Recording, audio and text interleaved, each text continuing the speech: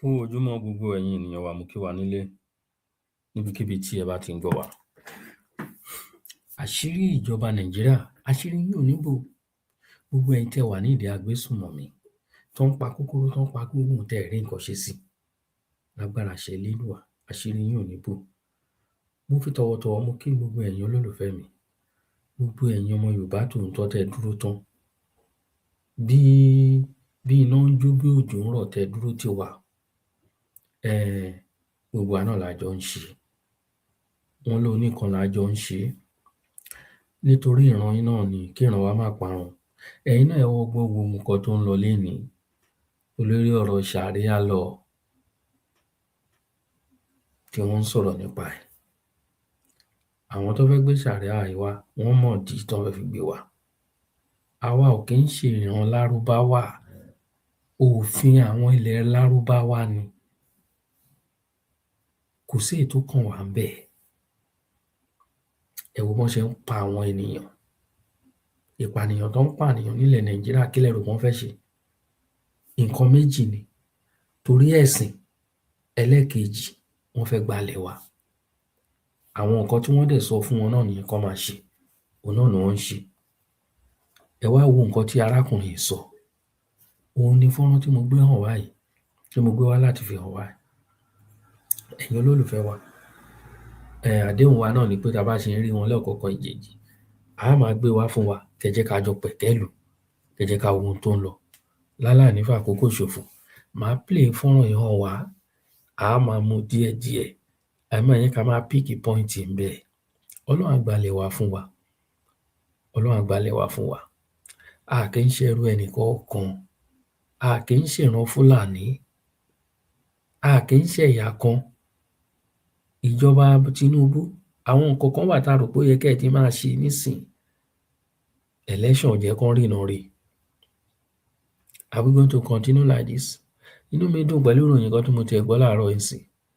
Àwọn tó ń tọrọ bárà kiri, wọ́n fẹ́ lé wọn dànù ní Ọ̀yọ́ State. It's very good.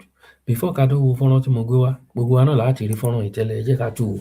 Gbogbo ọmọ Yorùbá nílé lóko lẹ́yìn odi, ṣé ti rí àwọn tó fẹ́ wá gbàlú lọ́wọ́ yín nìyẹn. Àtolówó wa àti tálíkà wa, àtolóyè wa àti lọ́balọ́ba wa, àwọn tó fẹ́ wá gbàlú lọ́wọ́ yín. Àwọn tó nílé yìí wọ́n ti lé wọn kúrò nílé o. Ẹ máa wo àrà tí wọ́n ń dá nínú ilé onínú ilé. Àwọn tó fẹ́ lé yín kúrò tó fẹ́ gbàlú bàbá yín nìyẹn, in the name of religion, in the name of ẹ̀sìn mùsùlùmí. Wọ́n á gba ìlú yín, wọ́n á gba dúkìá yín. Ẹ̀dúsálẹ̀ yìí tẹ̀ ń gba Fúlàní kọ́mọba yín sọ́lé àti gẹ́tìmá. Wọ́n ti mọ wọ́ràbáùtì yín. Tán bá ti fọn fèrè fún wọn, wọ́n á gbalé lọ́wọ́ yín, wọ́n á gbọ̀nà lọ́wọ́ yín, wọ́n á pa yín pakúpa. Ṣé ẹ sáà rí àwọn tó nílé, wọ́n ti kúrò nílé, wọ́n ti gbalé lọ́wọ́ wọn. À ń sọ fún yín kẹ́ kúrò nínú ẹ̀sìn alákatakítí, ẹ kúrò nínú ẹ̀sìn apààyàn, ẹ kúrò nínú ẹgbẹ́ òkùnkùn ẹ̀sìn Islam. Ẹ sọ bá ń bá Islam jẹ́, kí ló wúlò nínú ẹ̀sìn Islam?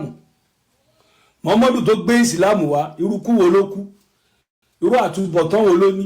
Ìjọ jèrè àwọn ọmọ tó bí ìjà àwọn ọmọ rẹ̀ jèrè rẹ̀. Ìjọ látúbọ̀tán. Torí pé gbogbo ìwà abú tóun náà gbélé ayé sí ó kẹsàn-án rẹ̀. Inú ilé olé dúkìá wọn ti gbà, wọn ti lé wọn kúrò nílé. Àwọn Fúlàní ti gba ìlú mọ́ wa lọ́wọ́. Inú ọjà wa àwọn náà wà ń bẹ̀, inú oko wa àwọn náà wà ń bẹ̀. Ẹ̀yin olówó wa ẹ wá dákẹ́ ẹ sọ̀rọ̀. Àwọn ẹni tó lé kúrò nílé yìí, tí ò solówó ní sí ìgbà ìjọlé tálíkà, ẹ jẹ́ á ronú, ẹ jẹ́ á mọ̀. Ẹ̀yin ènìyàn wa, ẹ̀yin náà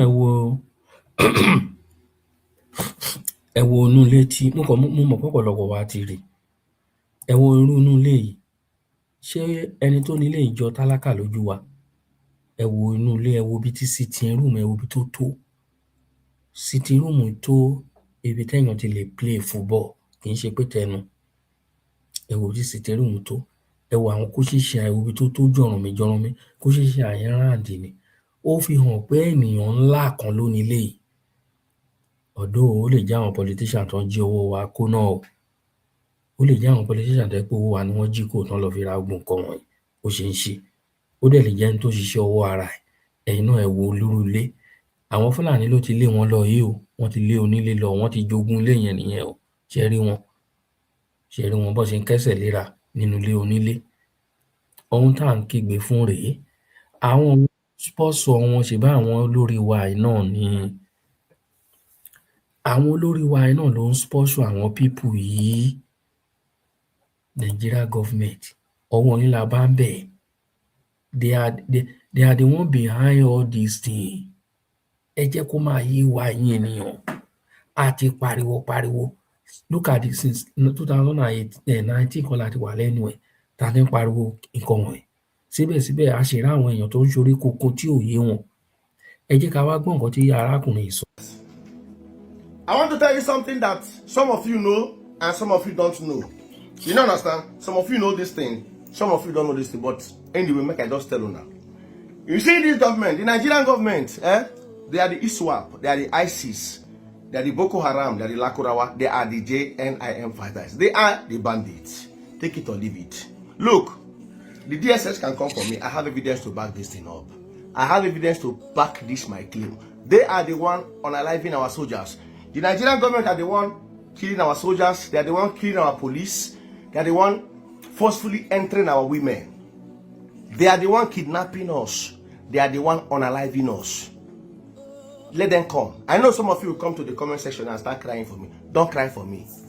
See, cry for yourself. Don't come here under this comment and start feeling mercy. Oh, they will catch you. Don't type that rubbish here. All of us are not. See, I'm not your regular content creator. I know be this thing. I'm not scared of the arrest, and neither am I scared of them buying me. You feel me? So I'm not scared of them a bit. Like this, I'm not scared of them. I'm here to tell you guys the truth. They are the one kidnapping us, buying us, forcefully entering our women. The Nigerian government are the ISIS. Now them be the Boko Haram. Now them be the bandits. Now them be this ISWAP with now the Nigerian government. I have evidence to back it up. Let them come. You see all these things that when they come to kidnap schools, and they kidnap our school children and this thing. Nigerian government pay these people to release. They don't engage them in a physical combat. No! The government they have never engaged them. When these guys come to kidnap our school girls, kidnap our students, like all these multiple kidnaps, like all these, what do you call it? These massive kidnap, like 300, 200, 150. The Nigerian government, they go and pay these guys to release those kids, release those people that they kidnap. And these people that they pay, they use that money that the Nigerian government pay them to buy more ammunition.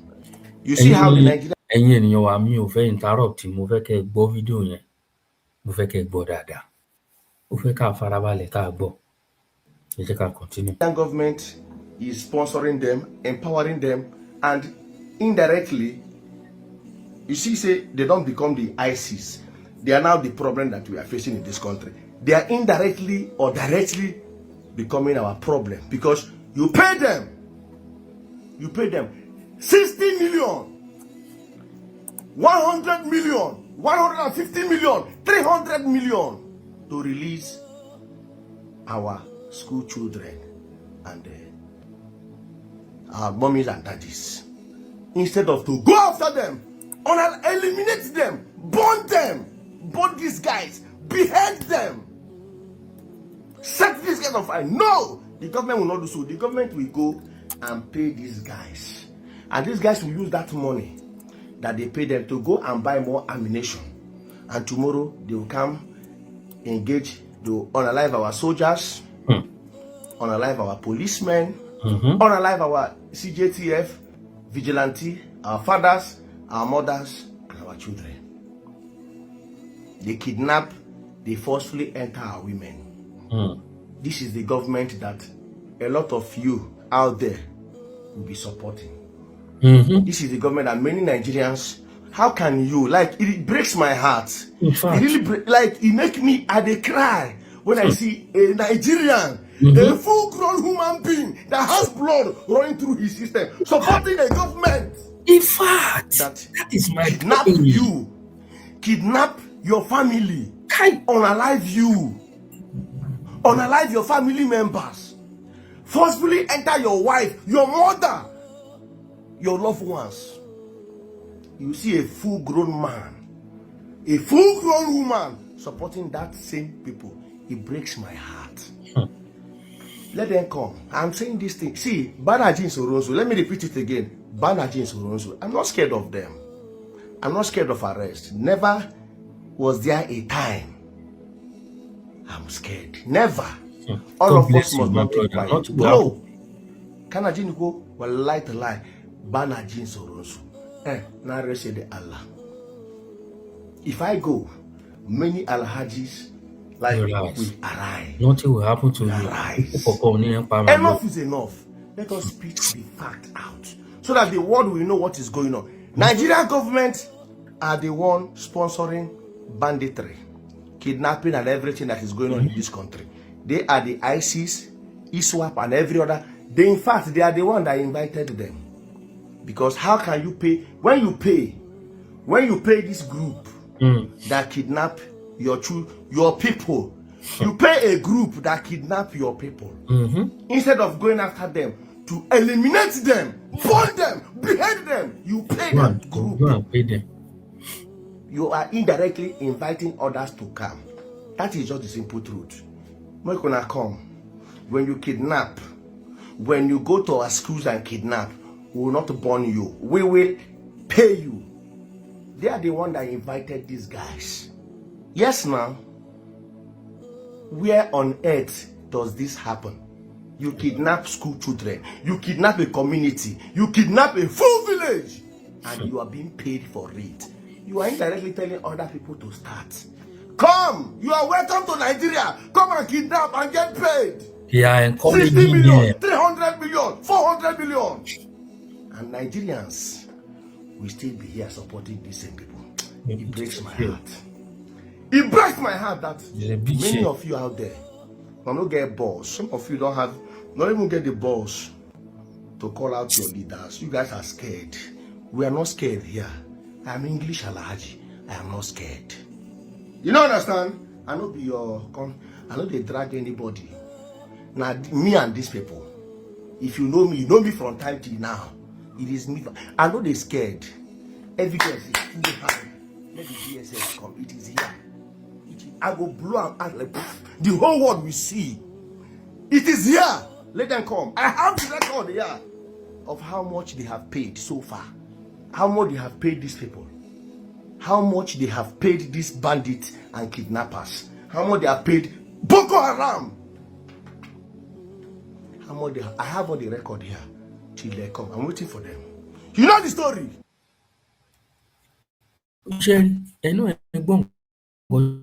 Tó sọ ó lóun ní evidence sọ́wọ́ ó lóun ò bẹ̀rù kán má wàá gbé òun torí ó mọ̀ pé they are coming after him ṣé mọ̀ pé olóòótọ́ ìlú lòṣìkà ìlú and if anything happen to anybody many people will rise up again we will keep to expose you òun la fi ń sọ tá a fi ń bẹ̀ yín tẹ̀ ń wo program wa tẹ́ bá mọ̀ pé ẹ̀yin náà support nǹkan tó ń ṣẹlẹ̀ ẹ má máa rí àwọn fídíò wọ̀nyẹn kẹ́ má máa share.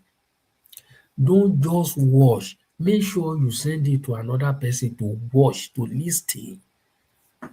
Òun lèmi fi rí fọ́nrán yìí tí mo fi gbé wá ká lè fi spread wọn. Àwọn kẹ́ ẹ mọrú àwọn tẹ́ ẹ ń tẹ̀lé. Kẹ́ ẹ mọrú àwọn olóṣèlú tẹ́ ẹ ń tẹ̀lé. Kẹ́ ẹ mọ̀ bí wọ́n ṣe ń tẹ̀lé. Àwọn ló ń sponsor àwọn tó ń pa yín. Àwọn tó ń cause fear sínú ìlú ẹ̀ lè rìn.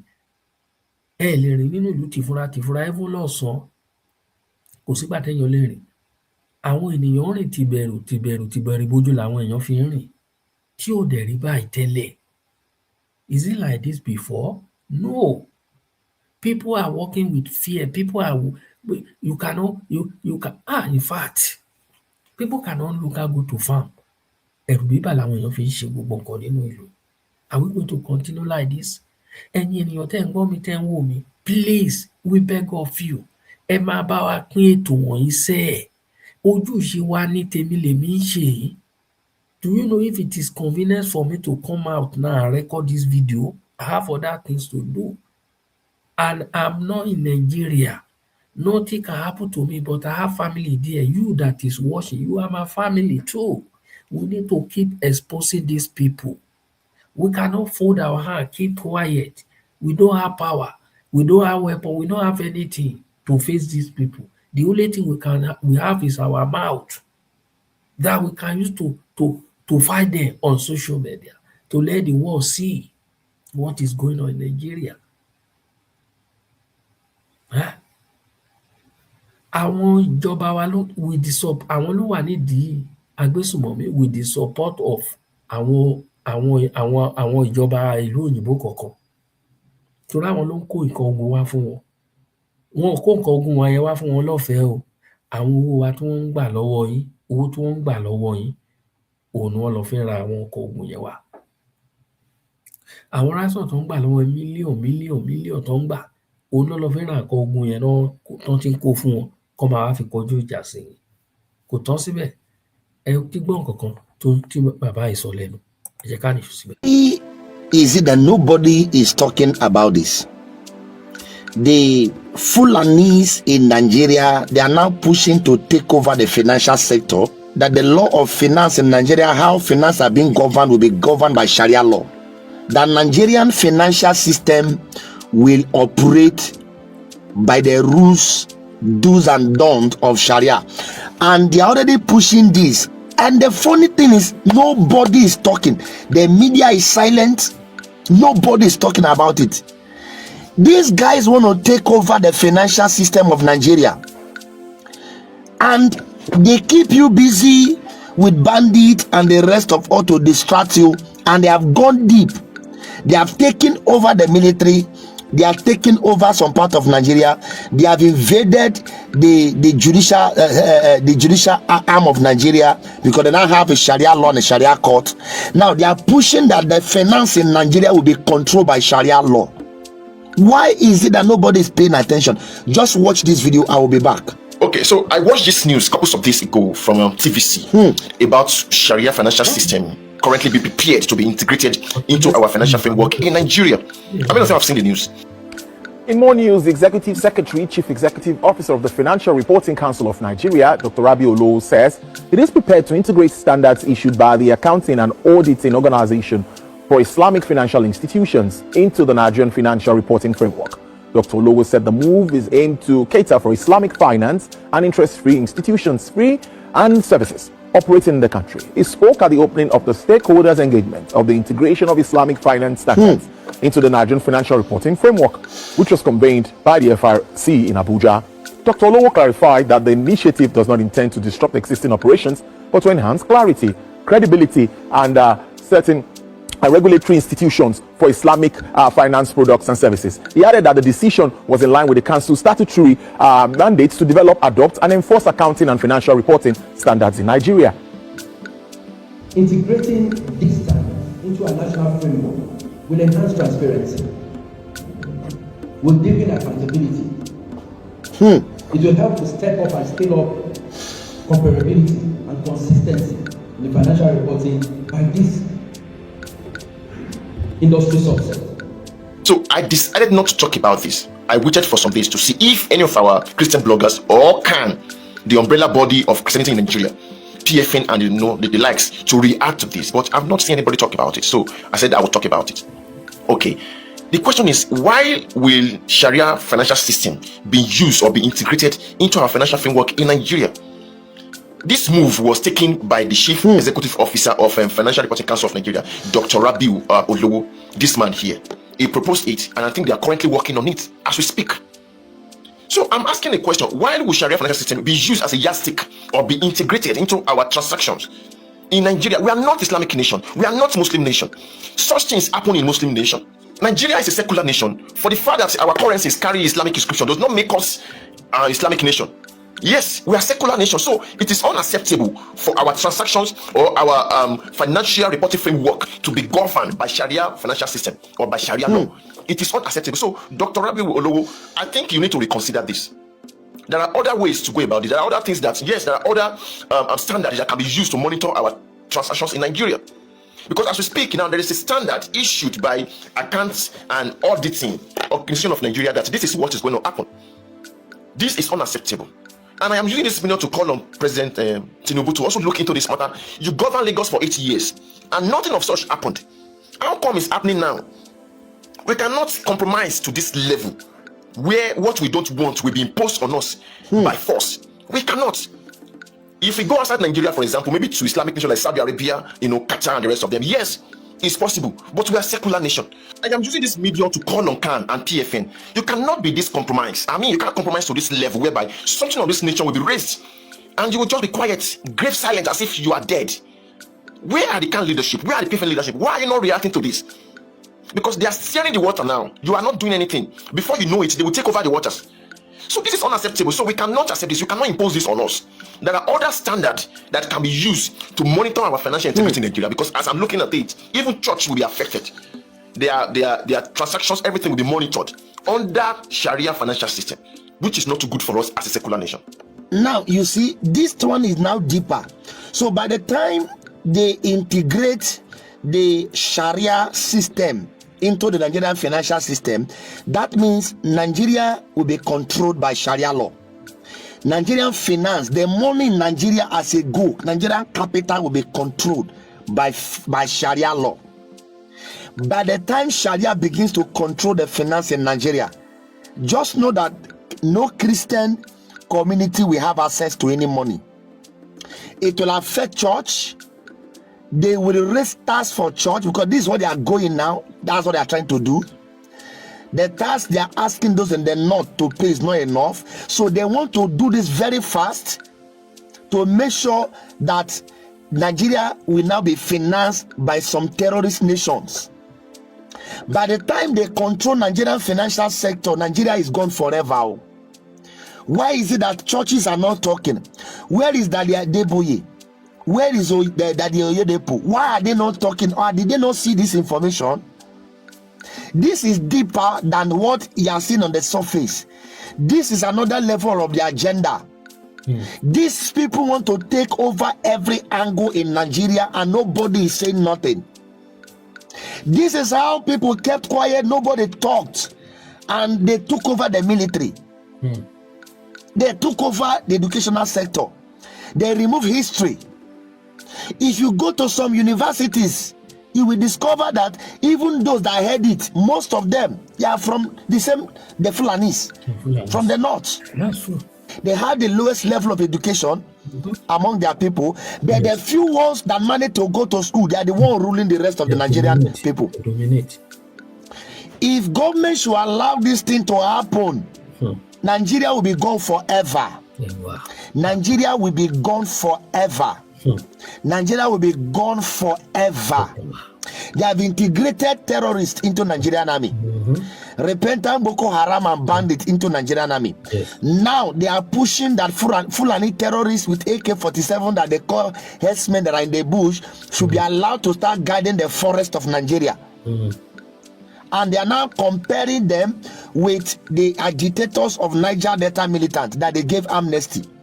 They are now pushing that Nigeria should give amnesty to Fulani herdsmen to protect the bushes because they are already in the bushes. What are they doing there?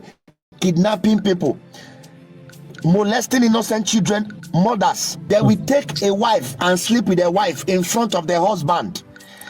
Àwọn bàbá wa ti sọ̀rọ̀, wọ́n ti sọ gbogbo ọ̀rọ̀ tó wọ́n ní a word is enough for the wise. Bẹ́ẹ̀ni, àbọ̀rọ̀ là ń sọ fọ́mọlúwàbí tó bá dénú àdòdìndì. Àwọn nǹkan tá à ń pariwo lé lórí rèé o. Ṣé gbọ́ nǹkan? Arákùnrin tó ń sọ̀rọ̀ ṣe mọ̀ pé kì í ṣe Yorùbá leléyìí sìn. Kì í ṣe Yorùbá.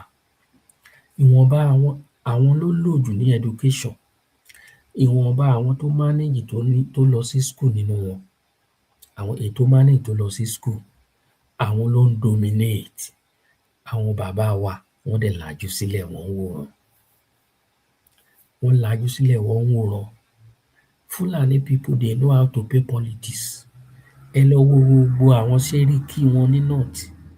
You cannot see Hausa. Fulani have dominated them. Fulani have dominated them. Ìwọ̀nba àwọn tó manage tó kàwé. wọ́n ti gba gbogbo ipò kiri. Àtíkù tó lóun fẹ́ lọ fún president tipátipá, pé tipátipá lòun fẹ́ fi, pé tiwọ́pọ̀ tẹsẹ̀ lòun á fi kú sínú ibẹ̀, ṣèbí Fúlàní lòun náà. Vice President of Nigeria, Fulani have been ruling Nigeria for decades, for many years. Ẹ jẹ́ ká pín Nàìjíríà. The only solution to this contraction, the only solution to this country is to divide this Nigeria. Ẹ jẹ́ ká pín ẹ jẹ́ ká pín pẹ̀lú àlàáfíà. Ẹ jẹ́ ká pín Nàìjíríà pẹ̀lú àlàáfíà. I repeat, please, Nigeria President Baba Bola Ahmed Tinubu, second time ẹ máa débẹ̀, ẹ bá wa kó àwọn nǹkan ogun wálẹ̀ Yorùbá o. Ẹ bá wa kó àwọn nǹkan agbára wá ilẹ̀ Yorùbá níwọ̀nba tó kù tẹ́ fẹ́ lò ńbẹ̀. Ẹ má jẹ́ kógun kó ràn wá lọ o. Ẹ má jẹ́ kógun kó ìran Yorùbá lọ o. Fúlàní á kojú ìjà sí wa o. Ṣé ẹ rí wọ́n ṣe ń lérí tó ń lé fùrù kọ́kọ́ bí ejò orí ebè tó níyàn ṣọ́jẹ̀. This is what they are doing. So they should give them permission to stay in the forests. They say Nigeria should separate. They say no, that Nigeria should not separate. Why? Because that will give them room to conquer and rule and take over the land. Yes. If they should allow Sharia to take over the finance of Nigeria, Nigerians, you are gone, no? Forever. And speaking on behalf of our brothers in Yoruba land and some people, good people of the Hausa land, because I know the Igbos and Biafrans are going. There's nothing nobody can do about it. It will only take time. It will only take time. It will only take time, but Igbos are going. My brother, Yoruba will also go. It will only take time.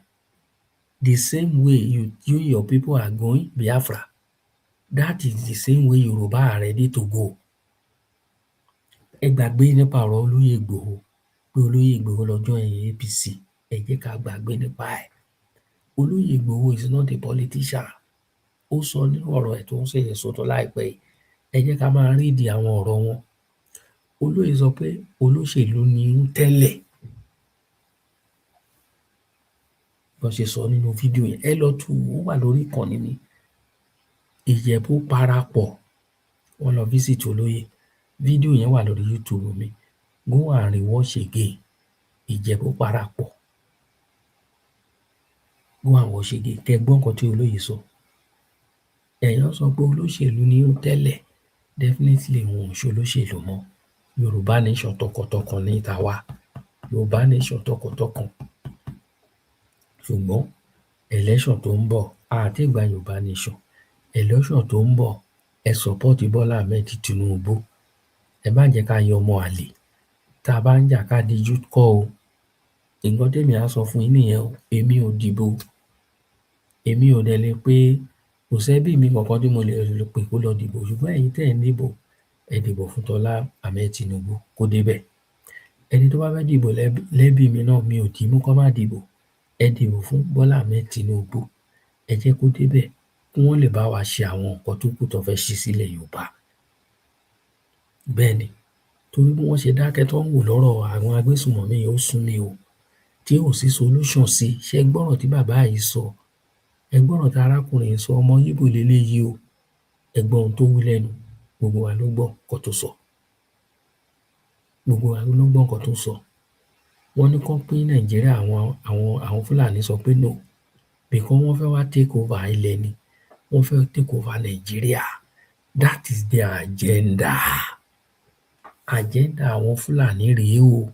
Ẹ̀yin ènìyàn wa tẹ́ ń gbọ́ wa nílé lóko. Ẹ rí pé ohùn mi, ó tó stage kan ohùn mi fẹ́ lọlẹ̀ díẹ̀. Mo mọ̀ pé ẹ̀ ń gbọ́ mi kétékété. Ìdí ni pé ìyàwó mi lọ night walk. Ó dẹ̀ ń sùn nínú ilé. Mi ò fẹ́ fariwo disturb ẹ̀. Mo nígbàgbọ́ pé ẹ̀ ń gbọ́ mi. Ẹ bá wa pín ètò yìí o. Ẹ bá wa pín ètò yìí o. Mo fẹ́ rí ẹ kó ibi báyé igi kẹ́ gbọ́. If government should allow this thing to happen, Nigeria will be gone forever. Nigeria will be gone forever. Nigeria will be gone forever. They have integrated terrorists into Nigerian army, repentant Boko Haram and bandits into Nigerian army. Now they are pushing that Fulani terrorists with AK-47 that they call herdsmen that are in the bush should be allowed to start guiding the forest of Nigeria. And they are now comparing them with the agitators of Niger Delta militants that they gave amnesty. They are now pushing that Nigeria should give amnesty to Fulani herdsmen to protect the bushes because they are already in the bushes. What are they doing here? Kidnapping people, molesting innocent children, mothers. They will take a wife and sleep with their wife in front of their husband.